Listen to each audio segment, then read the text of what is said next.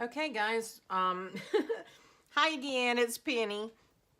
So I just woke up. I work night shift, and I came home and slept, and I woke up like I normally do, feeling just a slight bit drugged, and sat outside and did what I often do when I'm sitting on the porch and with my dog, is I'll put on a YouTube video on my phone and watch it, and of course that always inspires me if I'm watching, art videos and that sort of thing. So I got this in the mail, I believe, yesterday or day before. I was working, so I couldn't get it out. But this is a jelly plate.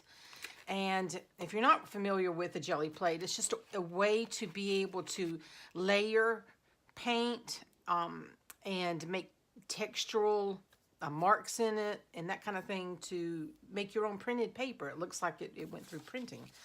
And so I have been watching these videos for a while and loving it. And I just decided to go ahead and try one of the smaller plates, 5x7, and bought a little brayer. And some of the things that I've laid out today just to play with is I have just a little scribble pad, really cheap paper. This is craft paper. Okay, it's brown. I like the texture of it. It's nice. This is just a inexpensive tracing pad. I don't know if I got anything free in here. I may not. Well, I might have to. Oh, wait. I just didn't go far enough back. Yeah. This is tracing paper, and I like the feel of that. And I think layered up with paint and texture, it can be torn apart and used on journal pages as collage. This is 100% rag vellum. This has a nice feel to it, too.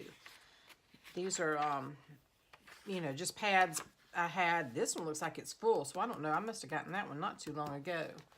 Another sketch pad, but it's a little bit different paper than what that was back here in the scribble pad. The scribble pad was more like that newsprint paper. You get to pack boxes and actually print newspaper on. This is a fairly little substantial white paper. So these are the things I got to play with. The first thing I'm going to do is take a few, a couple, 2-3 sheets of each, and just cut them in half so they're more manageable with this 5x7 size plate. So that's what I'm going to do here, and I will probably speed up this because that's not going to be that much fun to watch. And this is the first time I've ever done this, so I am playing, which is code and art for I don't know what I'm doing.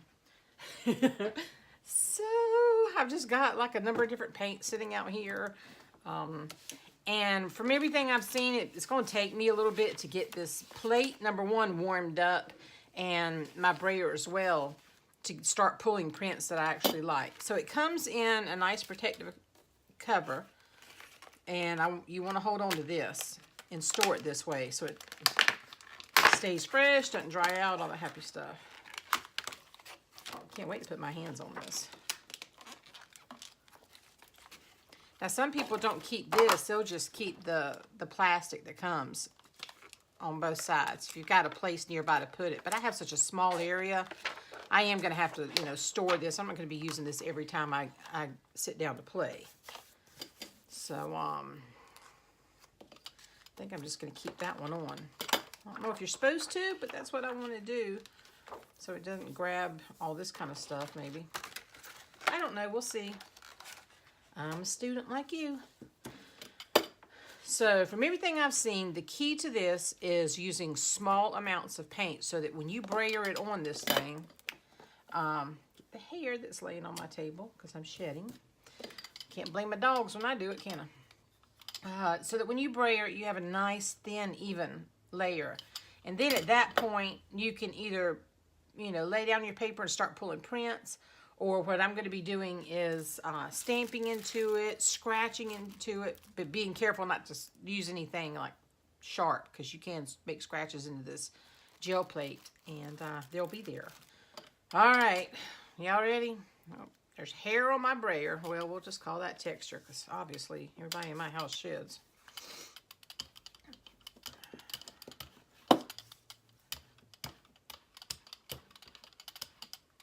See, I don't even know how to brayer. I think I did at one point in my life, but it's been a while since I did something where it required brayering.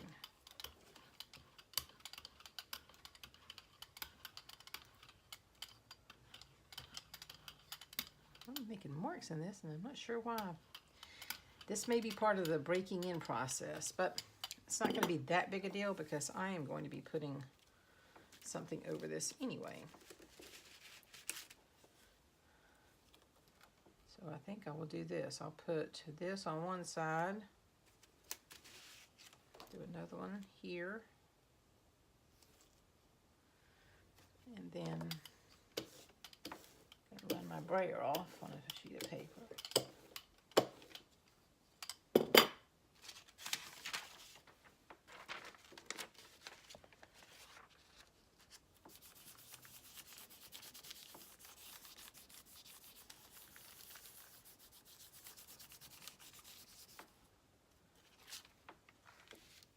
Okay, now I'll pull these off.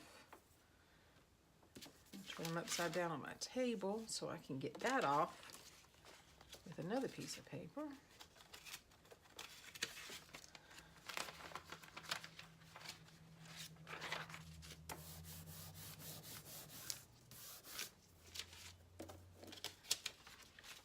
It's one thing I really like about this process is that you are using, you know, you're using so much of what you do, and especially if you do the kind of journaling that I do, that's just on the I don't know how this is gonna look on this darker brown craft paper, but we're gonna see now, aren't we? But you can use every part of the process, and of course that's not going to stay by itself. I'm going to be layering, you know, and using that over and over, adding more and more color and texture and building it up, and then I'll be able to use it in something. All right, so I'm just using my hands to get this down there good. Let's see what we have. I don't know if you can see that. So I am going to go over some more. There's still little bits of paint on here. And one thing I've learned is I like the way things look when people don't clean this properly in between. Because as you go, you just continue to pick up more and more of bits and pieces of all that. I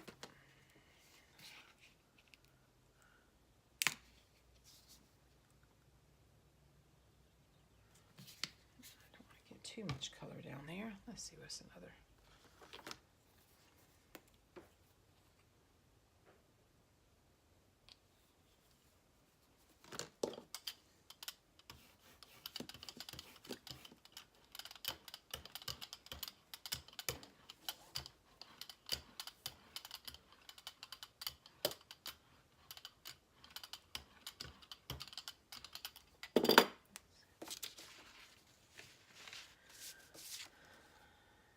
Go back with the same two stencils. And then the one that I pulled, I'm going to put on top of this.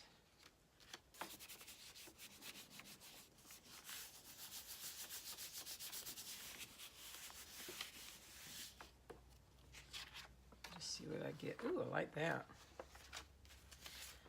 Those are pretty colors. Lay those down. Use this to clean my stencils, and this is all this cleaning I'm going to do. I don't obsess about cleaning stencils. I really don't. Now, if I'm running paste or something through them, molding paste, yeah, I do clean them. I don't want the holes to get clogged by whatever it is I'm doing with them, but no, I get the worst of the paint off here. I'm happy. All right, so let me see what other papers I have. I'll try a different kind of paper here. I can tell all this is just going to get bunched up on my table here, but that's all right because I am going to be going layer over layer on this stuff. Yeah, this is a good feeling. This is the vellum.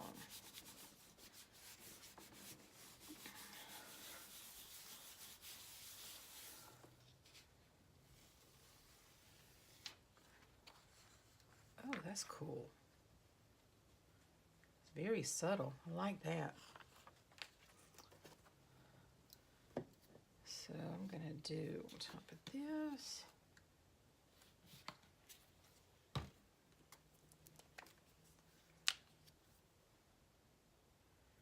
A little metallic gold. That could be interesting, huh?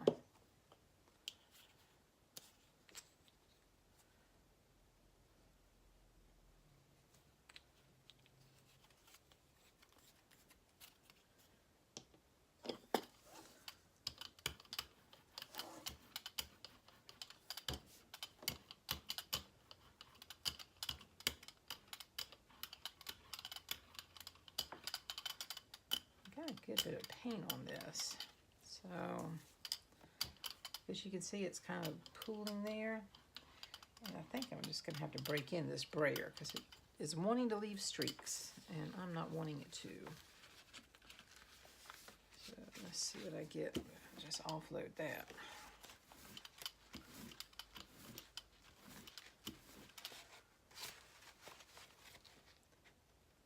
The gray hair that's now been turned yellow. Alright. Try something different.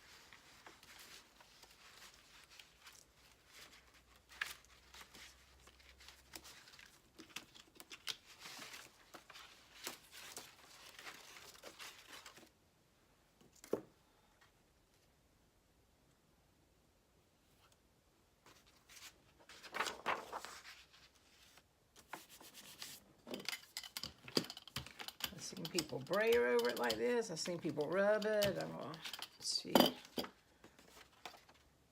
Interesting. Interesting. Now I'm going into the tracing paper. I want to see.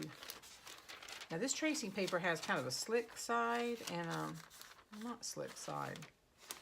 So I have no idea which I'm going to like. So I'm going to do slick side down this time and see. Like Bob Ross says, there are no accidents, right? No mistakes. Just happy little accidents. That's what he says. No mistakes, just happy little accidents. Yeah, it's really adhering to this. So this one's going to be interesting. Ooh-wee.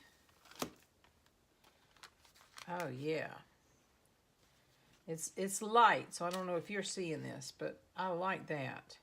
And some of the pink that was down there earlier is showing up. I find that very cool.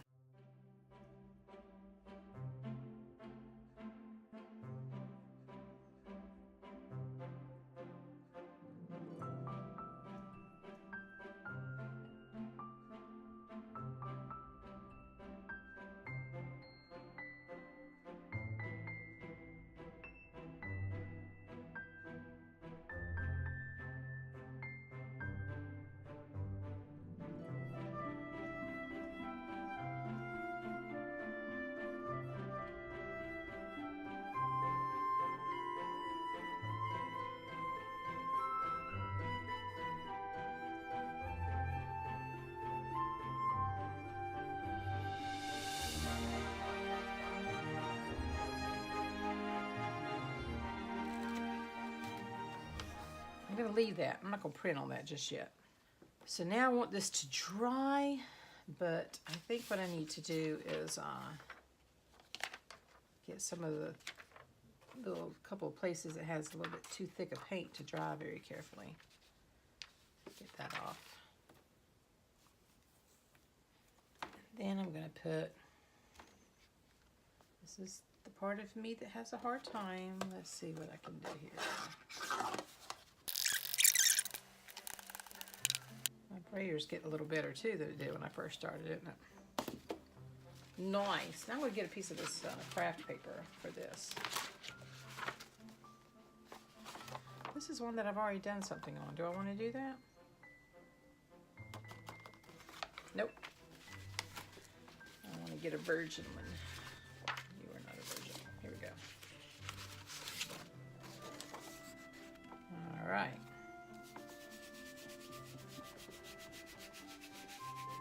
So now I'm going to burnish it nicely with my hands because I want to try to get a lot of that's underneath that white coming up. So I should have the white as the background that should help whatever the color is on top pop on this darker paper, because you can see this one you know, it doesn't really pop that much except where there's some darker yellow. So I'm interested to see if this does what I think it might do. I love this process because you really don't know what you're going to get. And it's just experimental and fun and everything I thought it would be. Oh my gosh. Look at there. Look at there. Still got a little paint and stuff on there? Yes. Gonna need to save it. But that I love. I really do. So I'm going to do more techniques like this.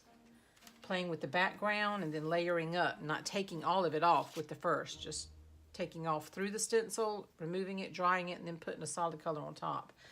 But what happened is, what I thought would happen is the white layers on the bottom, and then what was on underneath that white is on top. So the white being on there between the color and the brown craft paper makes it pop more. So that is very, very cool.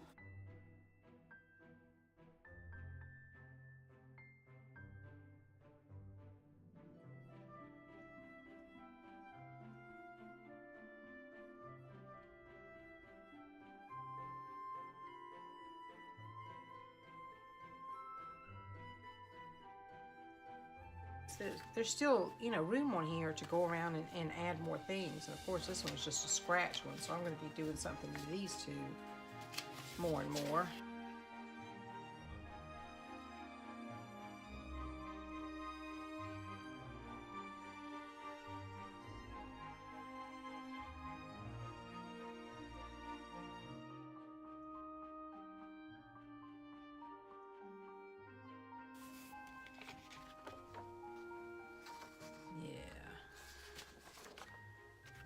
This in a different direction.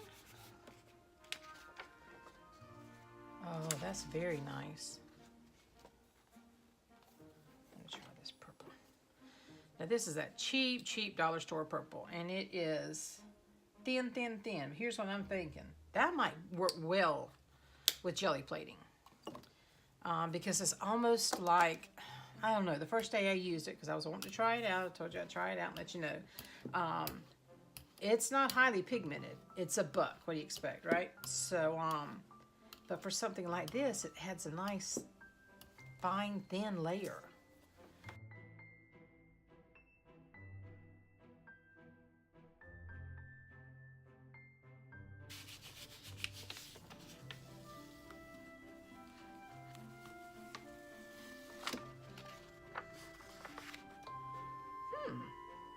There's not a lot of detail in that, so which tells me that I got a lot of it out blotting on top of it.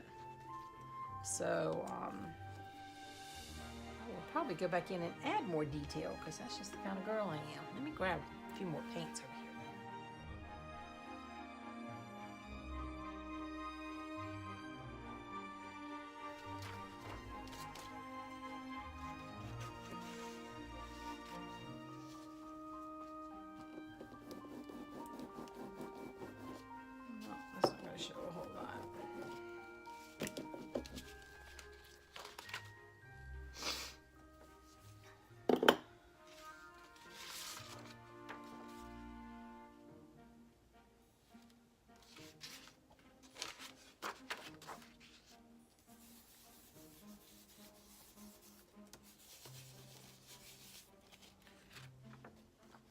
Ooh, that's very nice. That's very nice. Now I'm going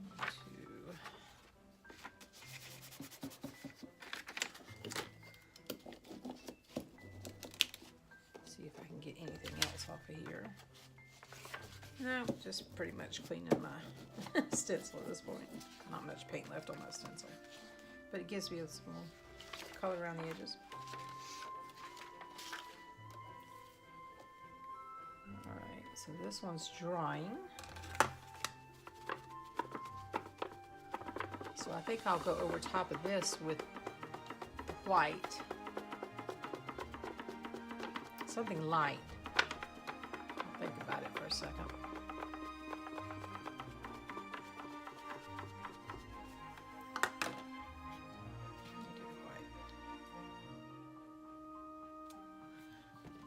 It's just white gesso I'm using on this, so I buy that big old bottle. It lasts me a long time.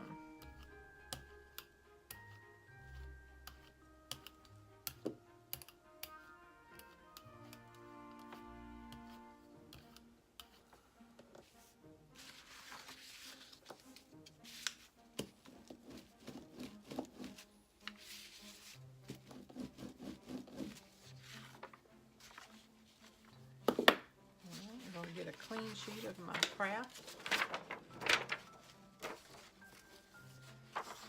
and pull the print. Let's see what we get.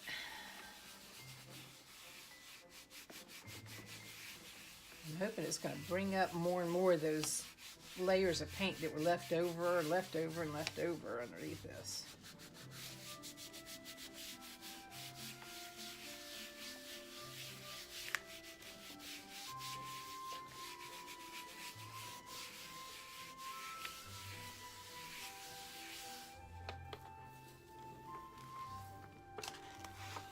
This way so you can see the reveal a little better. Oh, wow. Yes, it did. Look how almost clean my plate is. So it did. It went back under those layers and picked up even more. You kind of see the little pieces of paint along the side that were around the edges. So it just keeps picking up what's there. It is the grooviest thing. Yes, I said groovy. That's awesome.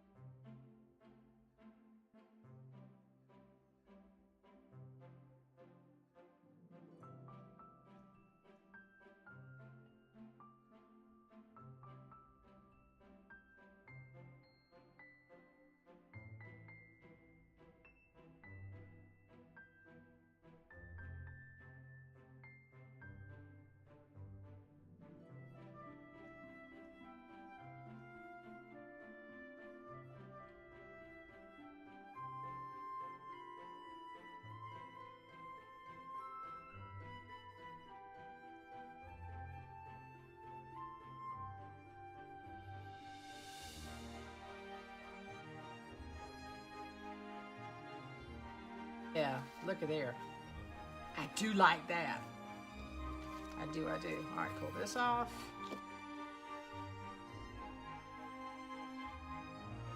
So awesome about this process. Around these edges, good. Try to get some of this paint that's collecting now around the edges.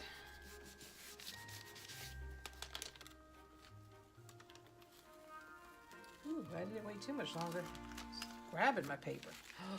Oh, I like that. I like that. Let's see, this is going to be great torn out and used as a collage background. You see all those different colors and textures and the gear still coming out. And look at all that wonderful yumminess is still on my plate. That's going to come up. It's going to come up on another print. So let's play and see, shall we?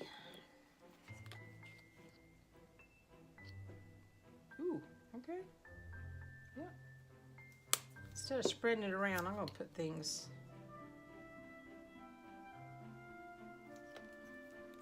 like this here. Look at that. Look at that.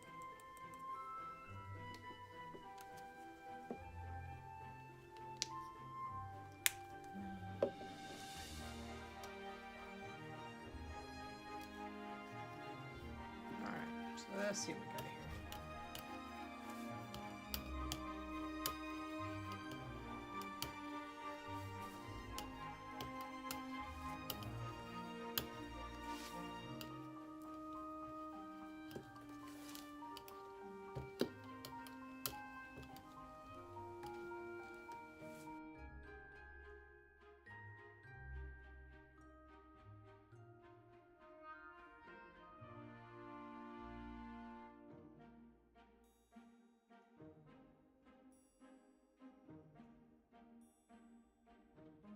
It's too long because it might tear. It just adheres so well to this tracing paper. Oh, wow. Yeah, so if you can see this, behind what I did, there's bits of the golds and the yellows that were still on here. Now you can see what's left now. I've got some of the aquas left. That's fine. I'm going to leave them. I'm going to go on top of it with a couple other things, and then those are going to come out in the next one. I love just leaving this thing alone and letting it.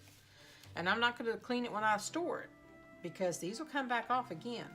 Here's what happens is when you put down a new layer of paint, like when I let it dry and then I put down that white layer of gesso, it's sort of like reconstituting the stuff that's under it. Even though it's dry, it's not coming off in flakes.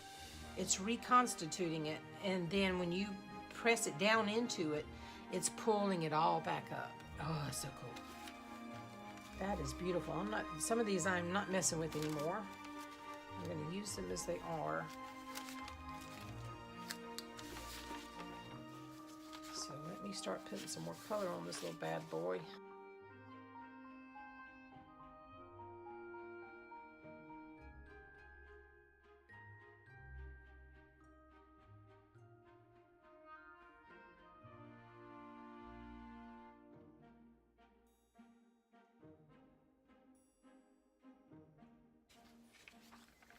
Ooh, pretty. So I'm doing something a little different with this one now. I've got a couple of different layers that I'm allowing to dry in between. So now I have the gears. So underneath it, I had the, what did I have? Forgot already. I guess I'll find out. I'm thinking maybe this. So we're going to see where this lands us.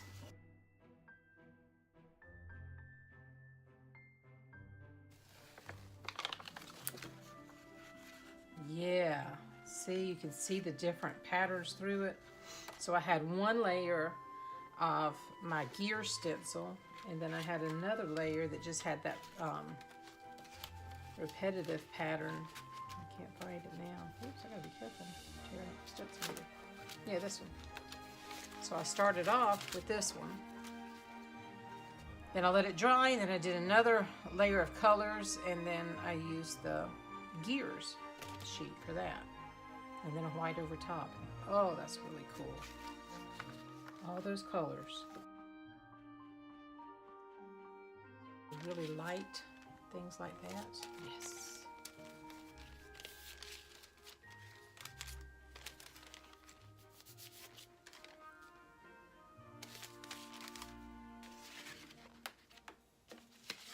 Going back to this, I'm gonna get a little bit of that off.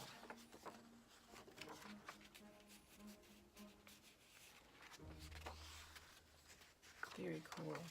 And even the one I just did, I think some of this gold would just like make it pop.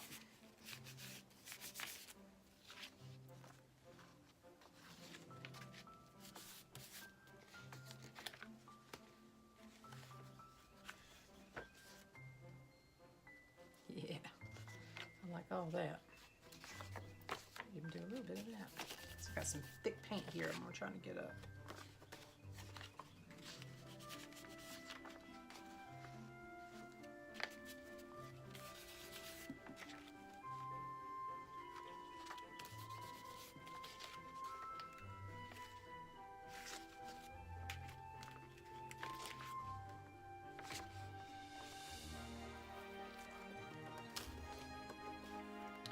Alright, so there's still a good bit of paint on there, so I'm going to have to leave that a minute to dry. So I'm going to just get some of this color off the Dollar Tree.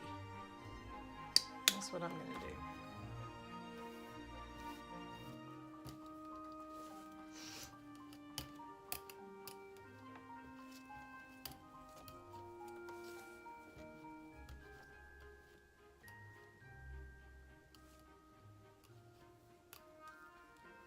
Now you're going to think I'm crazy, but you know what? I'm thinking about letting that dry and getting yet one more layer. Because this is, I may go back and get more just for printmaking. This is a buck, and it goes on almost like a glaze. It's that thin. It's called acrylic paint, so you wouldn't want it where you wanted a nice, strong, opaque color. But for this, it's really kind of working cool. And that may be why I'm getting, I don't know, maybe why I'm getting some of the old wormhole stuff. I'm not sure. Let me offload a little bit of this. All right, here we go.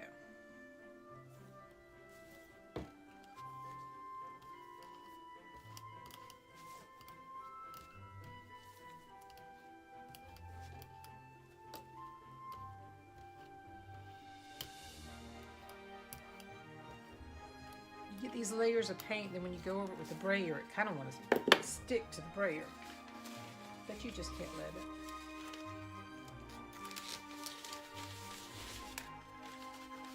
I don't know whether or not to pull this on a darker sheet or not, but I'm going to do it on my trusty little tracing paper.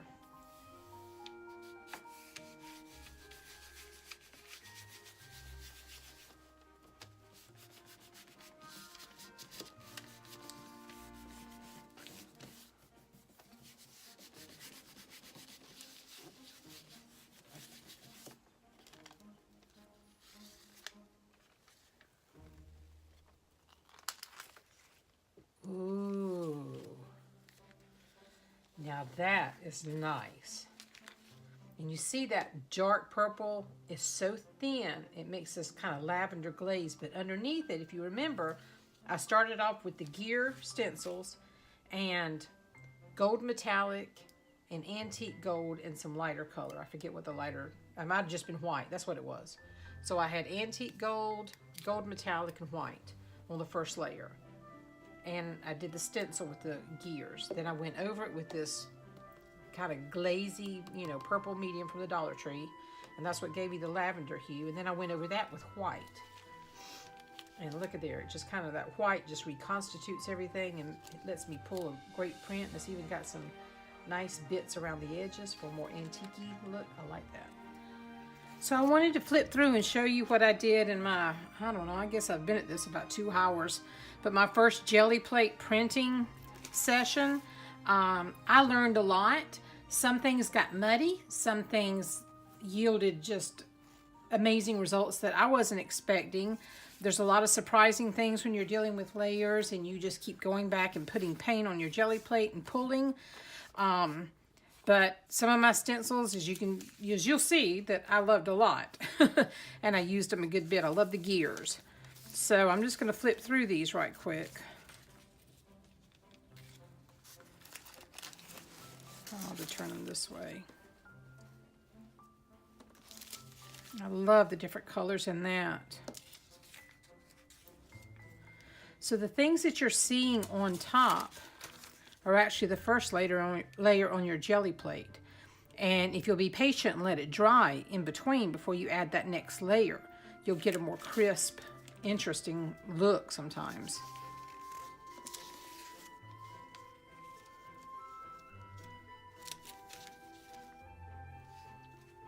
This I kind of went over with copper metallic. I think this started out maybe as a waste sheet, I don't remember, but it needed a little help. This, I wasn't sure I was going to like it. I had some black in there and it didn't quite dry on that stencil before I added the yellow and stuff. And I'm like, oh my gosh, I muddied that up and it's a mess. But now I kind of like it. And if some of them ended up too light or too dark, then I just did some on top. I pulled some lighter colors on top using a stencil. Now this is one that I had space around it, and instead of going back and adding more, I just took my oil pastels and played just to see what would happen with that. I like that effect. I do like the tracing paper. I like the way it feels. I like the way it takes the medium. It just goes all the way to the bottom layer and pulls it off. But if you're going to do those multi-layers where you dry in between and then you do maybe a lighter layer on top, to reactivate everything, make sure that layer on top is fairly thin. But yes, I do love the tracing paper. But the craft paper has a nice weight to it too, so I'm thinking these I can cut and add to altered book pages. It'll help stabilize the page and give me a beautiful background. I love that one. I have several different stencils in it. The gears and the watches. And this little, I don't know what that little type of design is called, but I like that stencil a lot. Started with the gears on the bottom of the stencil and worked up. This one I just kept light. I was tempted to go back and do more, and I just left it as it is. I think I'll use that nicely. This turned out beautifully. It had the scale stencil from Davenport, one of her products that came with that. Love the brocade look.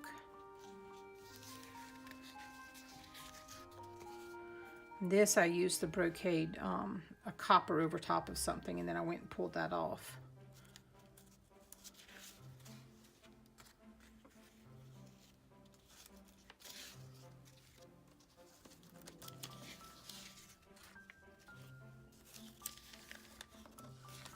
This I went and kind of stamped over top of it to give it a little bit more contrast. It was pretty light.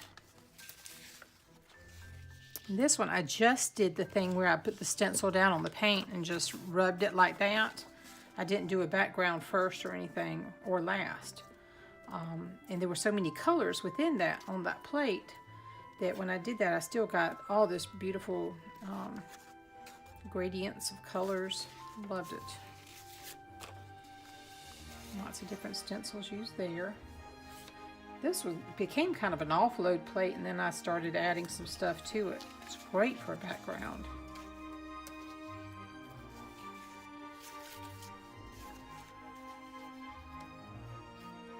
Again, this was one that kind of started as a mess, and I just kind of kept adding layers.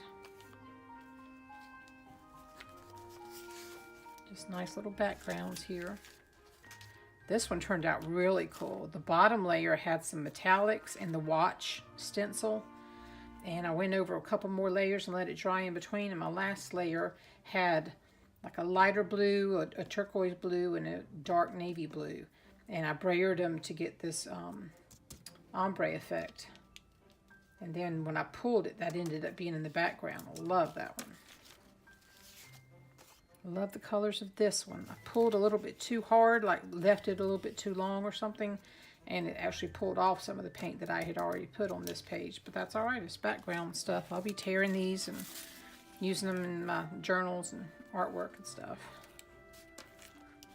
Now I'm getting into the sheets that I just offloaded my brayer. And I just kept offloading my brayer to it. I had several going so I could decide what colors. And then I pulled a few where I laid them over a stencil and just lightly got some stuff on the top of them to give a little bit more depth and texture. Not crazy about those colors. And I went over one without muting that bright pink that I have. And I think I like it better if I mix this in with a white or yellow or something like that. But it might be a page I want just a really hot pop of color, and honey, that'll do it. So that's what I did on my first jelly print day. Boy, that was fun. I can see how this can become addictive. But now I'm going to sit down tomorrow and do a journal page with a couple of these, and I will post that. So stay tuned. See y'all later. Bye.